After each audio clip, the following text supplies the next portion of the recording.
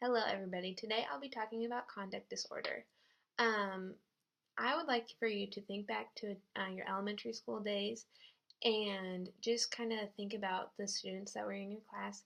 And I'm sure everybody can remember maybe one unruly student. Um, the chances of them being affected by conduct disorder are fairly high. Um,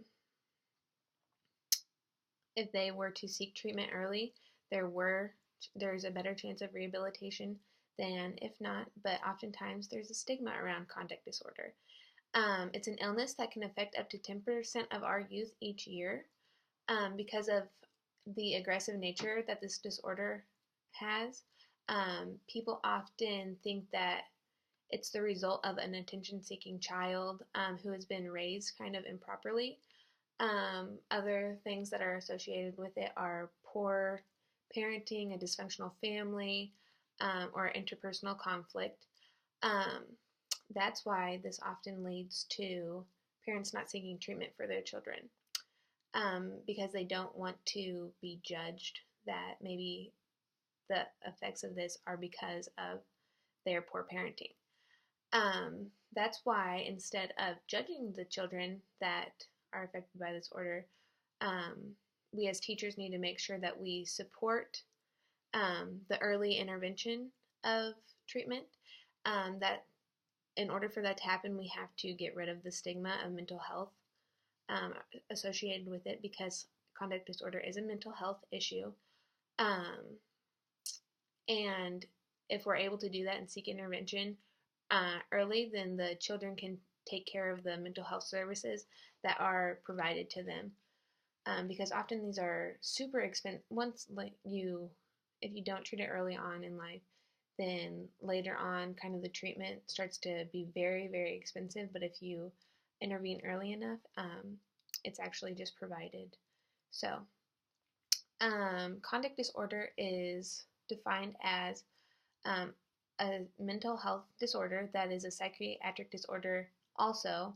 Um, some of the characteristics are persistent patterns of aggression, deception, um, just those kids that are not following the rules, that are being aggressive towards other children. Um, those are kind of the things associated with this disorder. Um, there's a lot of different things that can happen to kids that are affected by this disorder. Um, Imprisoned youth is way highly affected. Um, Boys are more likely to be diagnosed with this disorder than girls are. Um, and adolescents have a higher chance of showing the signs of this disorder than um, younger students would. Um, there are many different symptoms that I've kind of mentioned before, but aggression again towards people or even animals at home or wherever. Destruction of property is something that we need to be aware of and looking for and paying attention to. Again, the lying kind of goes along with this, which often kind of leads into stealing and theft. Um, since they have a hard time kind of adjusting to social norms, um, they're normally kind of socially impaired. Um, Academically, they have a hard time focusing, they have a hard time gaining trust in their teachers because oftentimes they're the ones who are getting in trouble a lot. Um, and they may also have a harder time functioning at a job because of different things that are affected, like their attitude, their temperament, the ability to show up on time, certain things like that. Um, I thought an interesting fact was this disorder is diagnosed more in bigger cities than rural areas. I don't really know why. I guess maybe because they're around more kids who kind of influence them in different ways, more triggers. Um, and again, it can affect up to 9% of boys in the youth in America, which is kind of crazy. Um, some of the reasons why awareness is important is because if parents are aware that this disorder is troublesome and they know the signs and the symptoms, then that will hopefully lead to them seeking early intervention. Um, and the benefits of early intervention are that they have a better chance of adapting to adulthood better because they will know how to cope, kind of. Unfortunately, if treatment is not sought after, these children may have a hard time adapting to childhood, maybe an ongoing problem in their relationships, family or romantic, and again, a difficult time holding a job, which is unfortunate because at that point it's just one thing after the other, kind of, and it just seems like, they can't catch a break. Another thing that's associated with this disorder are they will oftentimes face problems with the law due to deceitfulness, due to aggression, due to, some of the core common characteristics that come along with this disorder. They're also at a greater risk for substance abuse because oftentimes they're just looking for ways to cope, kind of, and substances can be an easy escape for them. But I mean, we all know that's never the right answer. Treatment for this disorder often involves speaking to a licensed therapist, a mental healthcare professional. Some of the things that they help with are identifying the triggers that go along with this disorder, as well as teaching. The most important thing is teaching the child how to cope with these triggers, because if they don't know how to cope with these triggers, then this is the times that it leads to that aggressive behavior that will always get them in trouble. So hopefully through the mental health expert, they can help express themselves in better ways that will not harm themselves or anybody around them, which is very, very important.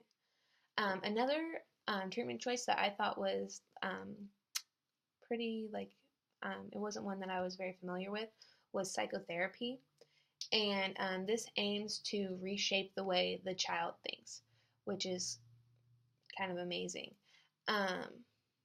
They want to aim at more positive ways to cope still, which will improve their problem solving, communication skills, and anger management, as well as their impulse controls, because oftentimes they're very impulsive, they'll make bad decisions, snap fast, things like that. So the psychotherapy really helps them kind of just cope better, I guess. There aren't any medications that are specifically designed for this disorder, but there are various drugs that are prescribed to help different symptoms that come along with the disorder. Some of them may include stimulants, antidepressants, mood stablers, as well as clonidine, which is also associated with children who are affected by ADHD. But some of the most important things that I found time and time again through researching was that early intervention is the key to success. Because if a child is young, they're more shapeable, and it just makes them aware that even if they do have a problem, there's still ways to handle it and kind of, just handle it and still progress and move on. And even though they have problems right now, they don't always have to have those problems, and they can learn how to cope. Some of the different ways in a classroom to help these children are to just kind of come at them slowly. You don't want to overwhelm them, give them too many things to do at once. You kind of want to include them in your rules, make sure that they're very aware of the rules, but you never want to baby them either, which is a fine line, I thought, because if they feel like they're being talked down to, oftentimes that's never good. Nobody likes to be talked down to, and you just want to keep, even if they are coming at you and being very troublesome, you just want to keep a very even tone, mellow tone, and just try to don't show your emotion, because that'll be the first thing that they play into. They can often be kind of manipulative, and because they want to get what they want. But that's all I have on conduct disorder. Thank you guys so much for listening, and I hope you enjoyed this.